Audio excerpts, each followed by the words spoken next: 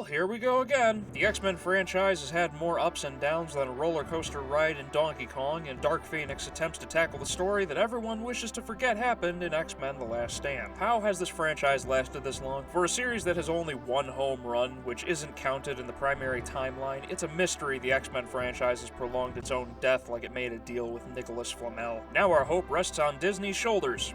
And their slave bits. Now hopefully they can take a page from this history book and hire actors who have charm and personality, like Michael Fassbender and James McAvoy. Those two give committed performances like Tim Curry did in Scooby-Doo and the Witch's Ghost, while others like Jennifer Lawrence couldn't wait for her character to die off like a dog jumping out the window of its owner's car on a speeding highway because they're blasting Miley Cyrus. Let's start off with how terrible the villains are. There are aliens that arrive on Earth looking for the power of the Phoenix? Or the power cosmic? The film never specifies, but the power looks like Gygas from Earthbound just to make sure you know that it's a bad thing. These aliens are here to restart their empire and to save their race from extinction. Now, this would be interesting if said aliens were not NPCs who couldn't act their way out of a pizza box. Imagine the Skrulls from Captain Marvel without the charm, nor the intrigue or personality combined with the motivation of Zod and his henchmen from Man of Steel. These aliens make the Dark Elves from Thor 2 resemble those from Lord of the Rings by comparison. There was no build-up to anything extraterrestrial in this franchise. The Phoenix Force, which in hindsight sounds like a brand of ED pill, is completely absent. And the Phoenix isn't an entity or personality. It is reduced to the urge to do bad things. It is a power that every so often makes an appearance when Jean has to amp things up. And perhaps it's just me, but the design of the Phoenix power coursing through Jean's veins makes her look like a giant glowing throbbing dick. The action and choreography, though sloppy in execution, was still leagues better than the half-assed camera shake of Cyclops standing there. Or the amazing wide shots of Nightcrawler teleporting and killing things like he mains the Ash Prime in Warframe. Too bad for us, though, most of those awesome scenes are clouded over by that weird trail Nightcrawler leaves behind. The cloud, dust, or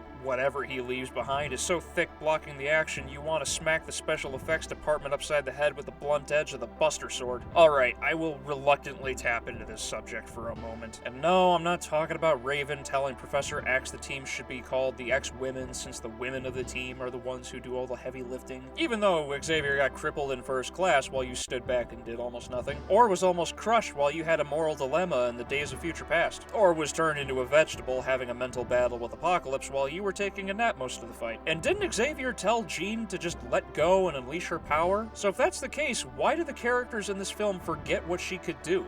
Forget it. I don't care so much for this line, it's the other one that bugged me. You see, a little while into the movie, the lead alien has a conversation with Jean and tells her she is a strong woman. Alright, agreed. She's the most powerful creature in the world. In this universe, yes, she did Thanos Apocalypse away. And that men have called her names and used these tactics to keep her suppressed. And it was that moment when most of us in the theater collectively groaned so loud the staff probably thought we resorted to human sacrifice to pass the time. There is more to the speech, and even the girls watching the movie groaned with us during this scene. All this scene required was the alien leader supporting Jean in this time of need and offering a helping hand to learn how to wield their powers. That's it. Instead, an alien that seeks to eradicate the human race, because raisins, gives Jean a feminist empowerment message with all the subtlety of a Buddhist protest during Vietnam. Didn't this alien land on Earth like a day ago? How the fuck, why the fuck, do you know anything about the US political climate of 2019 and 1992? Context matters. I am willing to let the first line slide because it is both terrible, but contextual, while the latter is more out of place than Godzilla and Shadow of the Colossus. X-Men Dark Phoenix is bad and a slog to get through. The acting is hit or miss like the director played Duck Game. The action has less impact than the villains, if you can even call them that, and they are less memorable than a sexual experience with me. The movie was so boring I was trying to count the stars in the night sky while sitting inside an enclosed theater, and the climax has the relief of a night after Taco Bell. It's finally over. The long-standing X-Men series has, to my knowledge, officially concluded, and does so while whimpering like a puppy being trained by Michael Vick. But